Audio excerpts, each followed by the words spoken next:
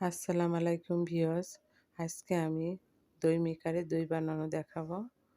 তাহলে দেখে নিন কিভাবে দই মেকারে দইটা বানাতে হয়। এখানে আমি 2.5 কেজি দুধ জাল করে 2 কেজি করে নিয়েছি। আবারও দুধটাকে একটু জ্বালিয়ে নিব, ভালো করে ফুটতে দিব।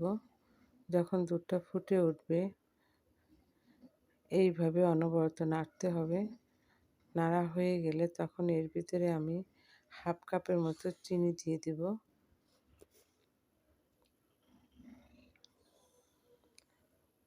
চিনিটা দিয়ে দিব। চিনিটা দিয়ে আবারও অনবরত নাড়তে হবে।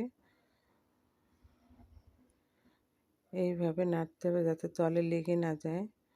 চিনিটা যখন মেল্ট হয়ে যাবে সেই পর্যায়ে এসে আবারও নাড়তে হবে। নাড়া হয়ে গেলে নামিয়ে নেব। এখানে একটা কড়াই নিব। কড়াইতে 1 বাটি চিনি দিব। 1 বাটি মানে 1 কাপ চিনি দিব। চিনির ভিতরে হাফ কাপের মতো পানি দিয়ে দিব। পানিটা না দিলে হয়, পানিটা দিলে একটু ভালো হয়। চিনিটা যখন মেল্ট হয়ে যাবে আস্তে আস্তে এখানে আমরা চিনির ক্যারামেল বানিয়ে নিব। দেখুন চিনিটা ফুটতে শুরু করেছে। এই পর্যায়ে এসে নাড়িয়ে নিব। সুন্দর একটা কালার আসবে। এইভাবে অনবরত নাড়তে হবে।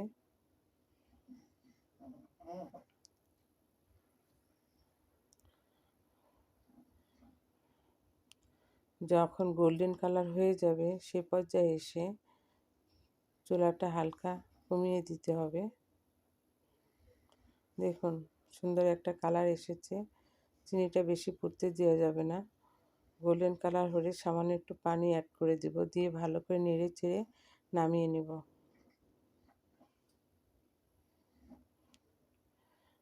দুধটা যখন হালকা ঠান্ডা হবে তখন দুধের সাথে মিশিয়ে নেব।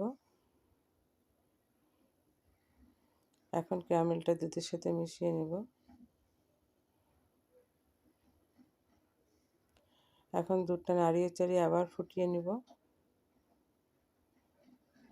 ক্যারামেলটা যখন দুধের সাথে ভালো করে মিশে যাবে সে পর্যায়ে এসে আবারও নাড়তে হবে। এইভাবে অনবরত নাড়তে হবে। যখন দুধটা ভালোভাবে ফুটে যাবে তখন আমরা দুধটাকে নামিয়ে নেব। দুধটা ঠান্ডা হতে দিব। এখন আমি দইটা ভালো করে ফেটে নিব। ফেটে নিয়ে দুধে দইয়ের ভিতর দুধটা ঢেলে দেব, দিয়ে আবারও নাড়তে হবে।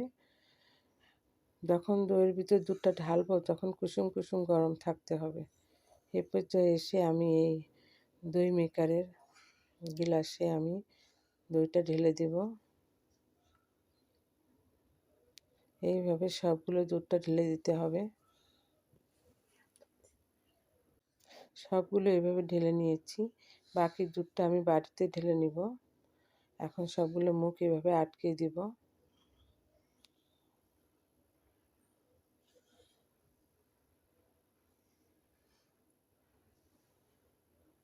এখন দই মেকারে সবগুলো ঢুকিয়ে দিব।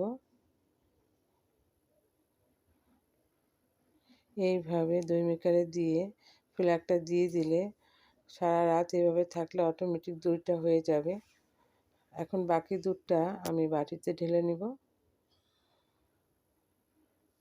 এটা অ্যালুমিনিয়াম ফয়েল দিয়ে মুখটা আটকে দেব। এইভাবে রেখে দেব। সকালে আমার দইটা হয়ে যাবে। কোনো হিট দেওয়ারও প্রয়োজন নাই। দেখুন আমার দইটা হয়ে গেছে।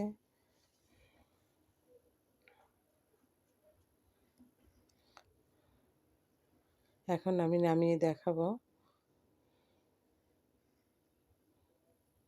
এই দেখুন প্রত্যেকটা দই ভালোভাবে সেট হয়ে গেছে।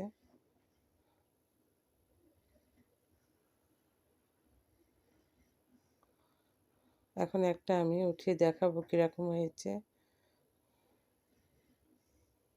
যাদের হাতে দই হয় না তারা এইভাবে দই মেকারে দইটা বানিয়ে নিতে পারেন। খুব সহজে দইটা হয়ে যাবে, কোনো ঝামেলা ছাড়া। আমার এই রেসিপিটা যদি আপনাদের ভালো লেগে থাকে লাইক ও শেয়ার করতে ভুলবেন না। ফিরে আসবো নতুন কোনো রেসিপি নিয়ে। সেই পর্যন্ত সবাই ভালো থাকবেন। আল্লাহ হাফিজ।